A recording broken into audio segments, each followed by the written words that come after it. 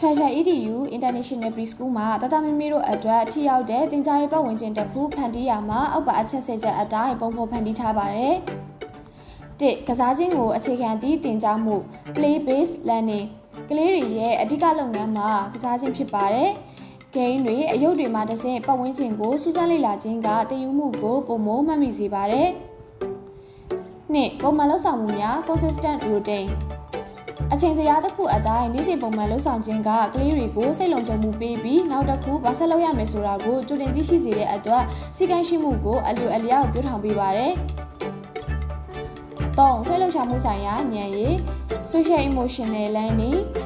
မိမိကိုယ်ကိုယုံကြည်မှုရှိခြင်းသူတစ်ပါးကိုစာနာတတ်ခြင်းနဲ့မိမိရဲ့ဒေါသဒါမှမဟုတ်စိတ်ခံစားချက်တွေကိုထိန်းချုပ်တတ်ခြင်းကိုအဓိကထားသင်ကြားပေးရပါမယ်။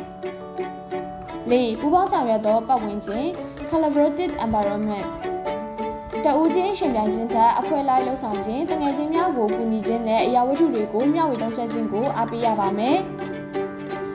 ၅ဘက်ဆောင်ဖွံ့ဖြိုးမှု Holistic Development စာဖတ်ခြင်းကဏ္ဍသင်္ချာတာမကပဲရုပ်ပိုင်းဆိုင်ရာကြက်ခိုင်မှု Physical အမှုပညာ Creativity နဲ့ဘာသာစကား Language စွမ်းရည်များကိုဟန်ချက်ညီညီပေါင်းစပ်သင်ကြားပေးခြင်း၆စူးစမ်းလိုစိတ်ကိုမြင့်တင်ပေးခြင်း Inquiry Based Learning ဘာကြောင့်လဲဘယ်လိုလုပ်ရမလဲဆိုတဲ့မိခွန်းတွေကိုအားပေးပါအဖြေကိုချက်ချင်းပေးမဲ့အစားကလေးကိုယ်တိုင်ရှာဖွေတွေ့ရှိအောင်လမ်းပြပေးခြင်းကအကောင်းဆုံးဖြစ်ပါတယ်။ခွန်ဘေးကင်းလုံခြုံသောပတ်ဝန်းကျင် Safe Environment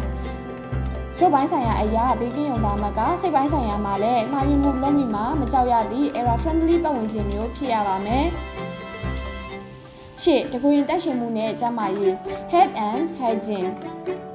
လက်ဆေးခြင်းတွားတိုက်ခြင်းနဲ့ကျန်းမာရေးနဲ့ညီညွတ်တဲ့အစားအစာတွေကိုရွေးချယ်တတ်သည့်အလေးအကျင့်တွေကိုငယ်စဉ်ကတည်းကဆွေးနွေးအောင်ပြုလုပ်ပေးပါကိုအသုံးပြုရလွယ်ကူသည့်တင်ထောက်ကူပစ္စည်းများ Age Appropriate Materials ကလေးတွေရဲ့လက်သေးသေးလေးတွေနဲ့လက်ရွက်ညီထွေမှုရှိပြီးစိတ်ကူးဉာဏ်ကိုနှောက်ဆော်ပေးနိုင်တဲ့အယုံများပုံမြင်စာအုပ်တွေနဲ့လက်မှုပစ္စည်းများကိုအလွယ်တကူရရှိနိုင်ပါမယ်10မိဘနဲ့အကြောင်းဤချိတ်ဆက်မှု Parent Teacher Collaboration